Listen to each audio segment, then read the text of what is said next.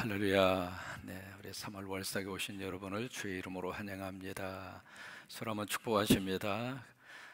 3월 한 달도 행복하세요. 우리 3월 달이 되면 절기상 경칩이 3월 5일입니다.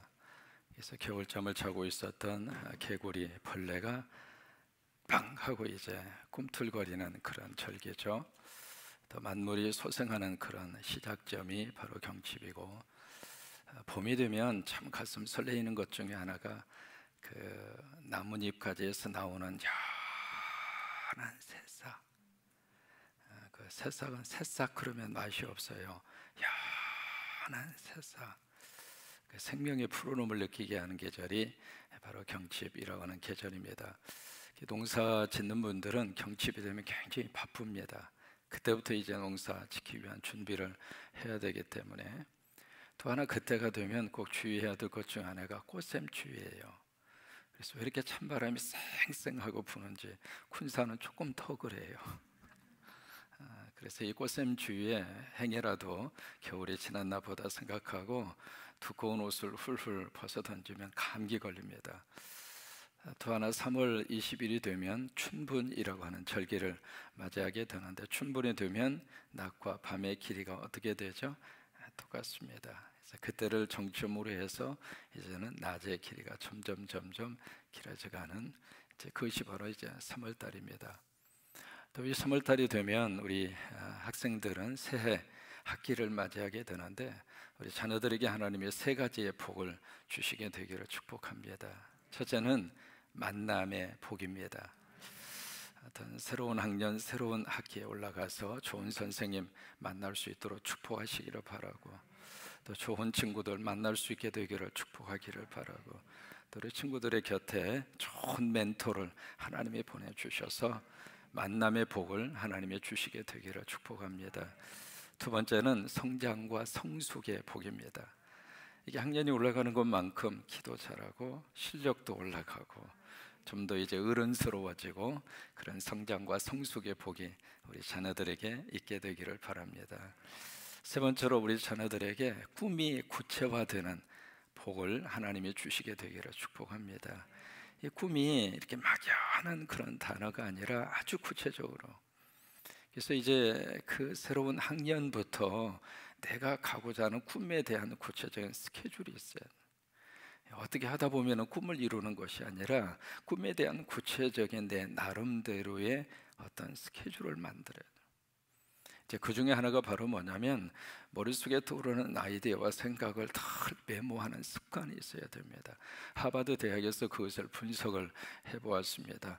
이렇게 젊은 시절에 자신의 꿈을 노트에 적은 사람하고 그렇지 않는 사람하고 일생을 추적해서 쭉 나중에 그의 삶을 분석을 해보니까, 평소에 메모하는 습관, 평소에 자기의 스케줄을 적은 사람의 성공률이 그렇지 않는 친구들에 비해서 월등한 거예요.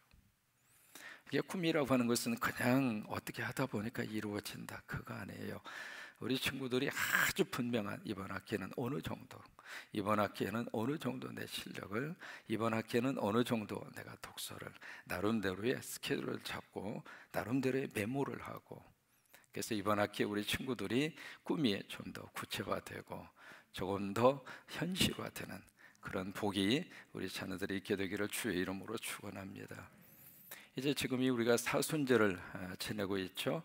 그래서 이번 3월 달에 제7차 새벽기도 총진군을 하게 됩니다. 주제가 하나님이 인도하신다. 그래서 사무엘상을 한 배 만나게 되는데 18일밖에 안 해요. 그래서 이번에 새벽에 총진군 함께 깨어서 기도할 수 있게 되기를 바랍니다. 우리가 이제 출애굽기의 말씀을 함께 봤는데요, 출애굽기에서 만나는 하나님은 어떤 하나님이냐면 해방의 하나님을 만납니다. 해보실까요? 해방의 하나님. 이렇게 성경에서 여러 가지 많은 하나님의 모습을 우리가 발견하게 되는데, 이제 아브라함 같은 경우에는 모리아산에서 여호와 이레의 하나님, 준비해 주시는 하나님, 이제 아브라함이 만난 하나님의 모습이에요. 엘리야 같은 경우에 있어서는 갈멜산에서 불로 확 하고 임하는 하나님, 이제 불로 임하는 하나님, 엘리야가 만난 하나님의 이미지입니다. 우리가 출애굽기에서 만나는 하나님은 해방의 하나님이에요. 출애굽기 전체 속에서 주제로 가지고 있는 그 주제가 바로 리버티, 자유와 그리고 프리덤, 해방이에요. 그 주제를 가지고 출애굽이라고 하는 성경을 우리에게 주셨는데, 바로 이스라엘 백성들이 애굽에 처음에 들어갔을 때에는 자유인으로 들어간 거예요. 노예로 팔려서 들어간 거 아니거든요. 그래서 자유를 위해서, 미래의 꿈을 위해서 애굽에 들어갔습니다. 왜? 이쪽 이스라엘 지역에 흉년이 들어서 먹을 게 없었어요. 그래서 살기 위해서, 먹고 살기 위해서 애굽으로 간 거예요. 스스로 자기들이 발로 들어간 땅이잖아요. 그래서 자유인으로 들어갔는데, 자유인으로 들어간 이 이스라엘 백성들이 애굽에서 노예가 됩니다. 노예가 돼서 그들이 가지고 있는 모든 자유와 그들의 생존의 권리를 다 빼앗깁니다.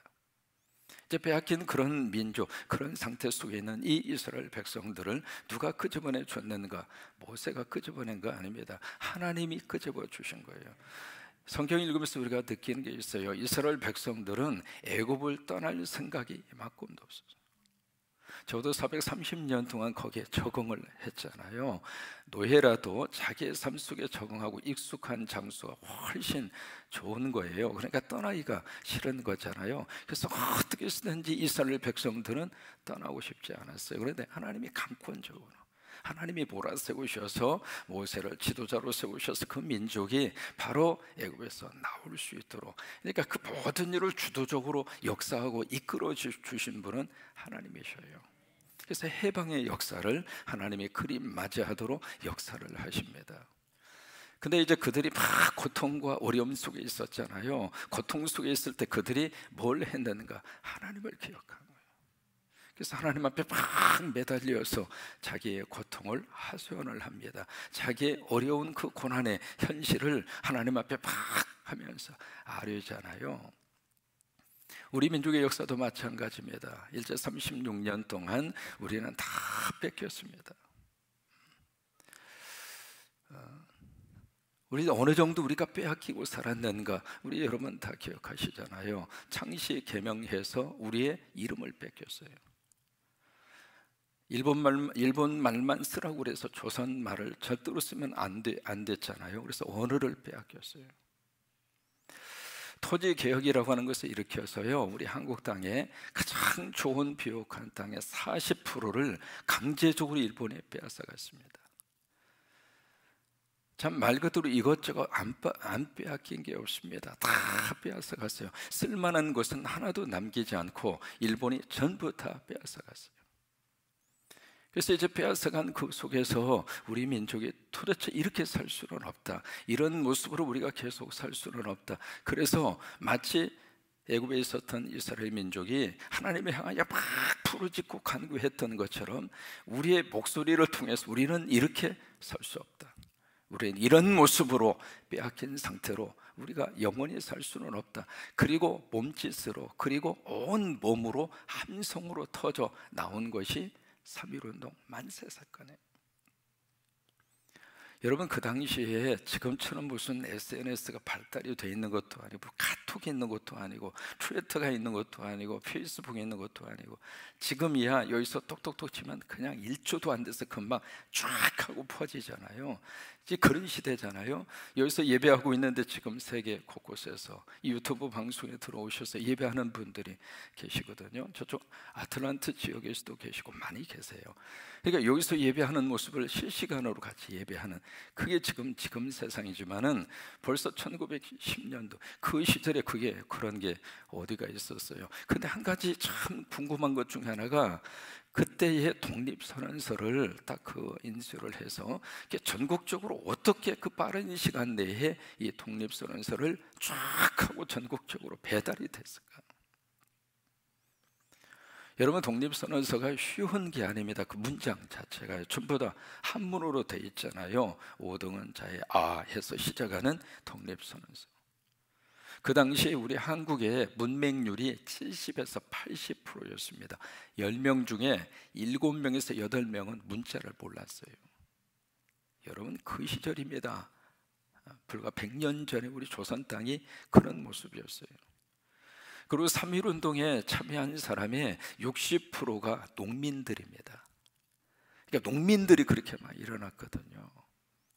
그러니까 문맹률에다가 그리고 농민들에다 글씨를 잘 모르는데 어떻게 그 사람들이 그렇게 응집력 있게 독립선언서 그 사상과 그 내용 속에 함께 동조를 하고 전국적으로 그게 쭉 배포가 돼서 그것을 낭독을 하고 그렇게 함께 어떻게 일어날 수가 있었는가?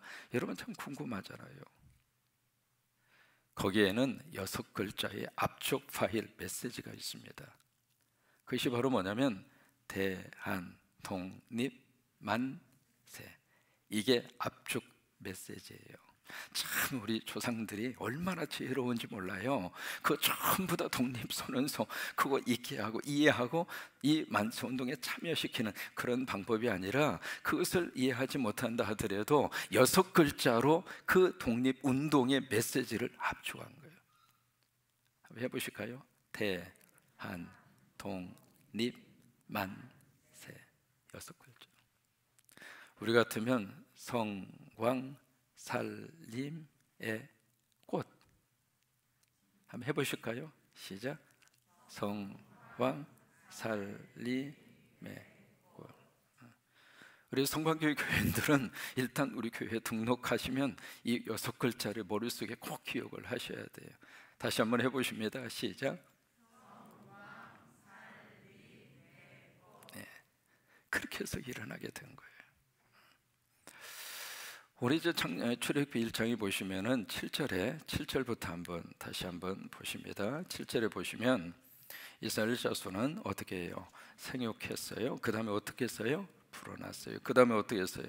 번성했어요. 그 다음에 어떻게 했죠? 매우 강했어요. 그 다음에 어떻게 됐어요? 여러분 이게요, 창세기에서 1장에서 약속하신 말씀이 여기서 이루어지고 있는 거예요. 하나님의 말씀대로 믿으면 말씀대로 돼요. 그래 여기에 그냥 번성한 정도가 아니라 이스라엘 자손이 누굽니까? 하나님의 백성이잖아요. 현대의 이스라엘 자손이 누구인가? 여러분이에요. 하나님 믿고 사는 여러분이 이스라엘 자손이에요. 그 이스라엘 자손이 어떻게 됐는가? 생육했죠. 그리고 불어났죠. 번성했죠. 강해졌죠. 온 땅에 가득하게 됐죠. 이 7절의 말씀이 우리 자녀손들에게 이루어지기를 축복합니다. 우리 후손들이 우리보다도 더 잘 돼서, 우리 자녀들이 우리 부모님보다도 훨씬 더 잘 돼서 여기 있는 말씀처럼 생육하고 그리고 불어나고 그리고 번성하고 그리고 강해지고 그리고 온 땅에 가득하고, 지금 대한민국이 전 세계에 흩어져 살고 있는 나라가 거의 한 170개 나라입니다. 어떻게 돼서 이렇게 흩어지게 됐는가? 선교입니다. 중국 사람들은 살기 위해서 전 세계에 흩어졌거든요. 그래서 중국 사람들도 굉장히 일찍 이민 정책을 썼습니다. 살기 위해서 흩어졌어요. 그래서 중국 사람들은 가는 장소마다 차이나타운을 세우고 중국집을 만들었어요. 그런데 우리 한국 사람들은 어떻게 전 세계로 쫙 흩어지게 됐는가? 복음 때문에, 하나님의 말씀 때문에 십자가 세우려고. 이게요, 하나님께서 축복하시는 마음이에요. 하나님께서 기억하시는 마음이에요. 하나님께서 들어 쓰시고자 하는 그 마음이에요. 그 모습으로 선교하기 위해서 전 세계로 쫙 하고 흩어졌는데, 앞으로 여러분 그것이 우리 한국의 큰 재산입니다. 일본과 중국이 가장 부러워하는 것이 바로 그거예요.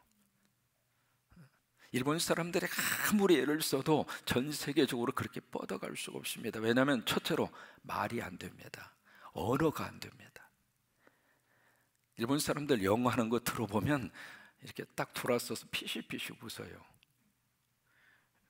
이 발음 자체가 난닝구. 아니, 난닝구라고 이야기해서 영어로 통할 수가 없습니다. 와타. 이 와타 해서 이렇게 들을 수가 없습니다. 영어 발음 자체가. 이게 재미있는 말이 있어요. 일본에 아주 유명한 분이 미국에 오셔가지고 대학에서 강의를 하셨는데, 일본 사람 뭐 이렇게 낮추는 것이 아니라 그게 실제예요. 미국 대학에서 이제 강의를 이렇게 하셨는데, 미국 친구들이 다 강의를 들은 다음에 마지막에 뭐라고 그랬냐면, 일본 말도 참 영어하고 조금 비슷하다고. 근데 그분이 영어로 강의를 했거든요. 발음이 안 됩니다. 근데 우리 한국 사람들은 발음을 얼마나 잘하는지 몰라요. 애기들도 영어를 잘합니다. 그러니까 벌써 언어 자체가 우리가 일본을 뛰어넘어요. 또 하나, 일본 사람들이 아무리 애를 써도 안 되는 것 중 하나가, 지금 우리가 전 세계 선교를 위해서 뻗어갔잖아요. 이거 따라올 수가 없어요.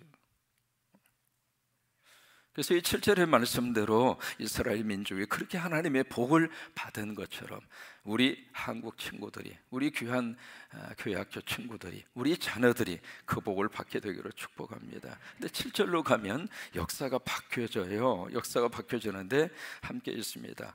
요셉을 알지 못하는 세 왕이, 다시 출애굽기 1장 7절 시작.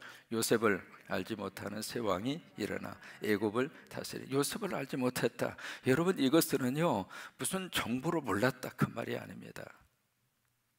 아니, 애굽의 역사에 있어서 7년 대흉년, 한국의 IMF보다도 훨씬 힘든 그 경제적인 위기를 극복한 요셉을 모른다?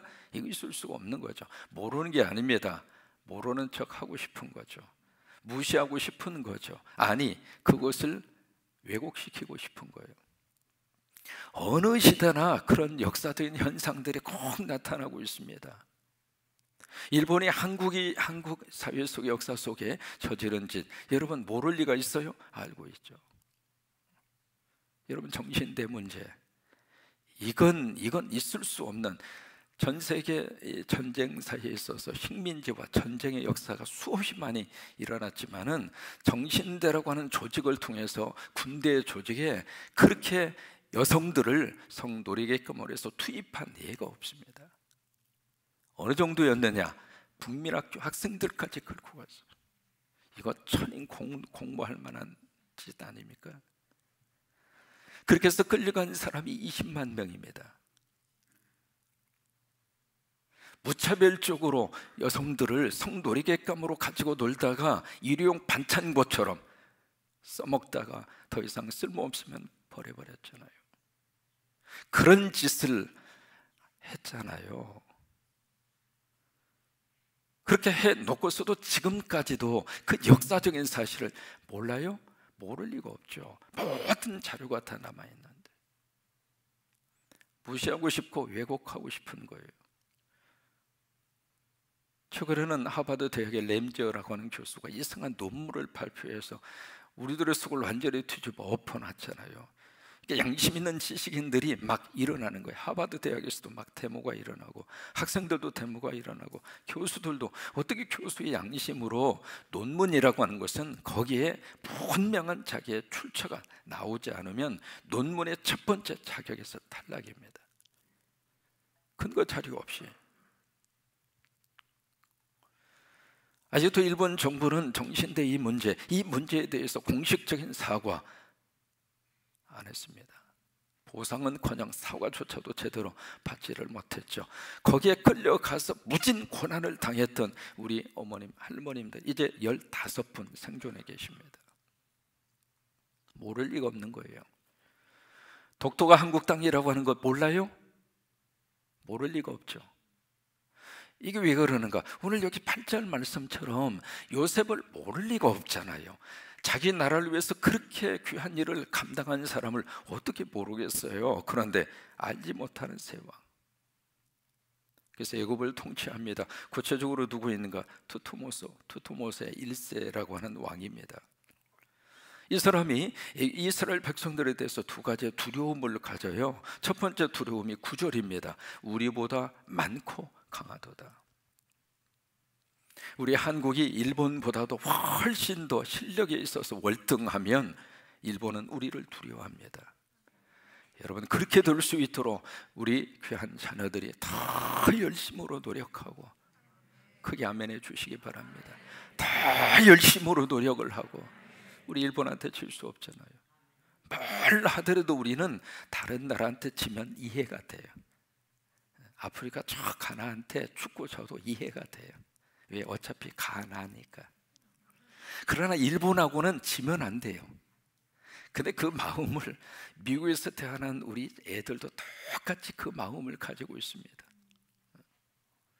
여기 우리보다 많고 강하도다. 많고 강하면 어떻게 덤벼들 수가 없잖아요. 그 다음에 두 번째, 이 투토모스 1세가 무엇 두려움을 갖는가? 두 번째 10절입니다. 전쟁이 일어날 때 우리를 대적하여 우리와 싸우고 이 땅에서 나갈까 하노라. 이것 때문에 두 가지의 두려움을 가져요. 이 두 가지의 두려움을 가지고 어떻게 정책을 펼치는가? 두 가지의 정책을 펼칩니다. 첫째가 인구 증가 억제 정책이에요.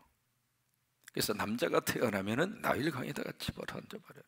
아예 처음부터 싹을 자르려고 하는 것이죠. 그 정책을 여기서 쓰고 있습니다. 두 번째는 노동력 강화 정책입니다. 여기 마지막 14절에 보시면은 그 표현이 나옵니다. 여기 여러 가지 일이라, 그 시키는 일이 모두 어떻게 써요? 엄하였더라. 그 엄하였더라 그 단어 자체가 가혹했다 그 말이거든요. 견딜 수 없는 노동력을 그들에게 혹사를 시켜서 사람이 몸이 고단하면 정신이 사라집니다. 생각을 안 합니다. 사람이 생각을 안 하면 동물적인 본성만 남습니다. 그렇게 어떤 일이 있어도 생각하는 것을 멈추면 안 됩니다. 우리 귀한 친구들 꼭 기억하시기 바랍니다. 우리가 왜 핸드폰을, 목사님이 교육 쓸 때마다 핸드폰 적게 해라, 핸드폰 손에서 놓아라, 왜 그러는가? 생각을 안 하니까. 생각을 뺏겨버립니다. 거기에 있는 게임 한 사람, 게임 만든 사람이 거기에 내가 쏙 빠져서 내 생각이 없어져 버립니다.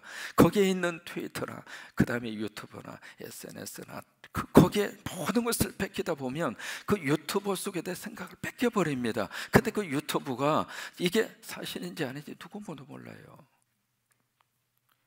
그래서 내 생각을 빼앗겨 버리면은 이게 동물적인 본성 외에는 사람이 남는 게 없어요. 그러면 나중에 어떻게 되는가?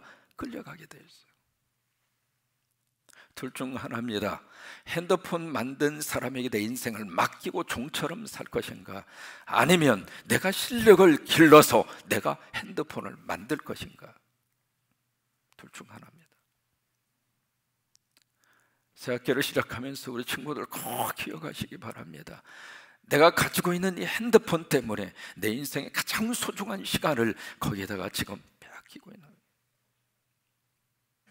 여러분 자녀들이 핸드폰을 조금 하기를 바라면 어른들부터 핸드폰 조금 하세요. 아이들 앞에서 계속 핸드폰만 보고 있고, 아이들이 뭘 보고 배웁니까? 내가 아이들에게 요구하는 것만큼 내가 먼저 아이들 앞에서 변화를 받으셔야 돼요. 그래야 아이들이 내 말을 듣고 움직여주는 거죠. 나는 매일 계속 텔레비 앞에 서서 텔레비는 나의 목자시니 내게 부족함이 없으리로다. 그리고 소파에 앉아 계시면서 아이들 보고는 책 보라고 그러면 아이들이 뭐라고 그럽니까? 어차피 둘 중 하나예요. 우리가 생각하면서 그 생각을 가지고 그리고 나서 다른 사람의 생각을 내가 리드할 것인가? 아니면 다른 사람의 생각에 내 생각을 뺏겨서 그의 종처럼 끌려다니면서 살 것인가?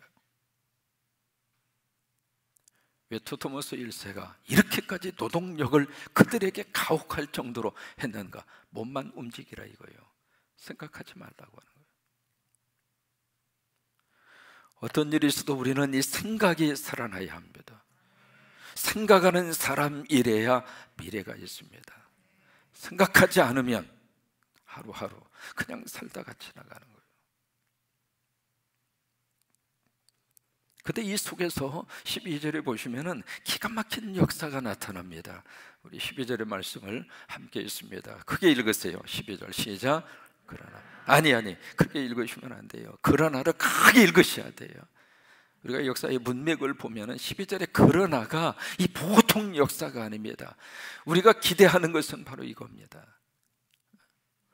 우리가 희망으로 삼고 있는 것은 바로 여기 12절의 말씀이에요. 그런 의미에서 그러나를 크게 한번 읽으시면서 정신이 바짝 나도록 12절의 말씀을 그러나를 크게 읽으면서 우리 다시 한번 읽습니다. 시작. 그러나 학대를 받을수록 더욱 번성하여 퍼져나가니 애굽 사람이 이스라엘 자손으로 말미암아 이게 완전히 역전됐잖아요. 잡아서 죽이려고 했는데 이제는 그냥 이쪽 세력이 더 커진 거예요. 더 커졌는데 누구 때문에 그렇게 커졌는가? 하나님 때문에 커진 거예요. 하나님 의지하는 사람이 마지막 승리합니다. 하나님 믿는 민족이 세계를 지배합니다. 다른 것으로 세계 지배할 수 없습니다. 인류의 역사가 그것을 우리에게 보여주고 있습니다. 하나님보다 위대하시고 하나님보다 크신 존재는 이 땅에 아무도 없습니다. 그렇기 때문에 내가 부족하다 하더라도, 내가 연약하다 하더라도, 나는 할 수 있는 능력이 이거밖에 되지 않는다 할지라도 하나님을 의지하는 그 민족과 하나님을 의지하는 가정과 하나님을 의지하는 기업과 하나님을 잘 믿는 교회는 하나님이 귀하게 들어 쓰십니다. 12절의 역사의 배후에 누가 계시는가? 하나님이 계시는 거예요. 그래서 그러나가 나오는 거예요. 그러나 in spite of, 그럼에도 불구하고 우리가 인생 가운데 희망을 가질 수 있는 것은 바로 이것입니다. 하나님이 함께 하셔서 내 인생을 뒤집어 주신다. 나는 아무리 노력하고 애를 써도, 여러분 이게요, 스트럭처 이빌이라고 하는 말이 있습니다. 이게 바로 구조적인 악입니다. 이 구조적인 악이라고 하는 것은 내가 아무리 노력해도 그것을 깰 수가 없어요. 왜? 이 소셜 프레임 자체가, 사회적인 틀 자체가 그렇게 딱 돼 있어서 어떻게 그것을 해볼 수가 없는 거예요. 그것을 보통 유리천정이라 그런 말을 쓰기도 하고 그러잖아요. 올라가고 싶은데 천정에 유리가 딱 있는 거예요. 이게 더 이상 못 올라가는 거예요. 근데 그것을 어떻게 깰 수가 있는가? 하나님이 함께 하시면 돼요. 하나님이 도와주시면 돼요. 하나님이 잘 믿으면 돼요. 공부도 하나님 믿고 공부하면 그 공부에 대한 역사를 하나님이 이렇게 세워주세요. 오늘 교회 학교 친구들만 자리에서 한번 일어나시오. 교회 학교 친구들 이번에 대학 가고 고등학교 올라가고 중학교 올라가고 또 국민학교 올라가고 또 대학을 졸업하고 우리 친구들 다 일어나셔.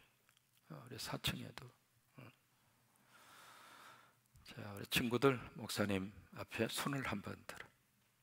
친구들만 손을 들고 목사님 따라서 한번 해요. 큰 소리로 따라서. 청년도 일어나. 청년도 자리에서 일어나세요. 자, 손을 이렇게 들고 목사님 따라서 하세요. 자, 큰 목소리로 따라서 하세요. 하나님을 위하여, 다시 한번, 하나님을 위하여 최선을 다하리라. 한 번만 더 해요. 하나님을 위하여 최선을 다하리라. 아멘. 고마워요. 여러분 박수 한번 해주셔요. 나를 위해서는 최선하지 않아도 괜찮아요. 왜? 부모님이 여러분들 도와주시고 먹고 살아요. 그러나 하나님을 위해서는 최선을 다하세요. 하나님을 위해서. 12절 다시 한번 봅니다. 그러나 학대를 받을수록, 현실은 학대입니다. 현실이 좋아진 거 아무것도 없습니다. 현실은 절망입니다. 그런데 그 속에서 더 번성을 합니다. 번성하는 것으로 끝나지 않고 퍼져갑니다.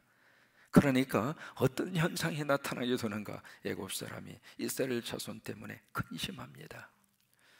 바라기는 우리 한민족이 일본과의 관계 속에서 절대로 정신적으로 밑에 있지 마시고 사상적으로 밑에 있지 마시고 우리가 그들과의 관계 속에서 더 큰 그릇으로 그들을 품어버려야 돼요. 그래서 일본에게 가서 더 선교를 해야 돼요. 이게 정신적으로 큰 사람이 그 모두를 다 함께 송두리째 가져가는 거예요. 조그마한 간장 그릇 같은 그릇 가지고는 안 돼요. 그러니까 일본과의 관계에서 우리가 뭐 다른 거 시기하고 그럴 필요 없습니다. 그들보다도 큰 사람이 되면 돼요. 그들보다도 큰 인물이 되면 돼요. 그들보다도 더 세계적인 인물이 한국에서 나오면 돼요. 그러면 그들은 우리를 다르게 볼 거예요. 오늘 이 12절의 축복이 우리 3월 한 달 동안 우리의 가정 속에, 바로 우리 교회 속에, 우리 자녀들 속에 그대로 임하게 되기를 주의 이름으로 축원합니다.